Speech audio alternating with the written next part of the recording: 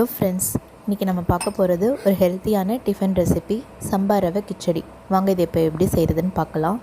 ஒரு கடாயில் எண்ணெய் வச்சு எண்ணெய் காஞ்சதுக்கப்புறமா கடுகு போட்டு தாளிக்கணும். கடுகுக்கு பொரிஞ்சதுக்கப்புறமா உளுத்தம்பருப்பு போடணும். உளுத்தம்பருப்பு போட்டு அதுவும் பொரிஞ்சு வந்ததுக்கப்புறமா கொஞ்சம் கடலைப்பருப்பு போடணும். கடலைப்பருப்பு போட்டு பொரிஞ்சு வந்ததுக்கப்புறமா ஆனியன் போட்டு ஸ்லைஸாக கட் பண்ண நான் 2 ஆனியன் எடுத்திருக்கேன். அதை வதக்கணும். அது வதங்கினதுக்கப்புறமா தக்காளி, பச்சை மிளகா இதையும் போட்டு எல்லாம் ஒன்றா போட்டு வதக்கணும்.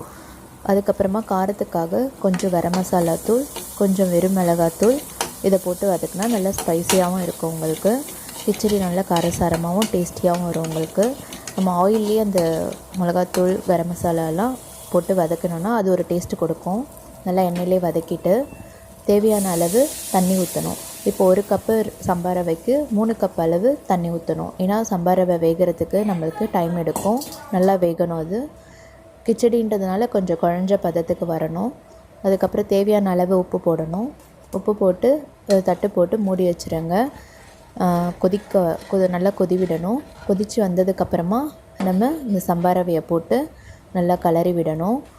உங்களுக்கு வேணும்னா நிறைய கொத்தமல்லி தழைகள், காய்கறிகள் இதெல்லாம் கூட சேர்க்கலாம். காய்கறி நீங்கள் இந்த மிளகாத்தூள், கரம் மசாலாலாம் போடுறதுக்கு முன்னாடியே போட்டு வதக்கிட்டு தண்ணி ஊற்றி கொதிக்க விடணும். என்கிட்ட இப்போ காய்கறி இல்லை, ஸோ அதனால் வெறும் ஆனியன், தக்காளி வச்சு பண்ணுறேன். இதுவே நல்லா டேஸ்ட்டு கொடுக்கும். இன்னும் ஹெல்த்தியாக வேணும்னா நம்ம வெஜிடபிள் போட்டு பண்ணலாம். அதுக்கப்புறமா நல்லா போட்டு கிளறிட்டு நம்மளுக்கு அது கிச்சடி பதத்துக்கு வரணும். நல்லா குழஞ்சி பொங்கல்லாம் வரும் பார்த்திங்களா, அந்த மாதிரி வரும்போது தான் டேஸ்ட்டாக இருக்கும். உதிரியாக வர்றதை விட குழஞ்ச பதத்துக்கு சம்பா ரவை இருந்துச்சுன்னா குழந்தைங்கள்லாம் கூட விரும்பி சாப்பிடுவாங்க. வயசானவங்களுக்கு ரொம்ப நல்லது உடம்புக்கு. இது ரைஸ், கார்போஹைட்ரேட் எடுக்கிறதுக்கு பதிலாக இந்த மாதிரி சம்பா ரவை எடுத்தோன்னா நம்மளுக்கு டயட் ஃபுட்டாகவும் இது மெயின்டைன் ஆகும். ஃபைனலாக கொத்தமல்லி தழைகள் போட்டு நம்ம ஸ்டவ்வை ஆஃப் பண்ணிடலாம். ஒரு பேனில் ஒரு கப்பில் போட்டு நீங்கள் சர்வ் பண்ணலாம்.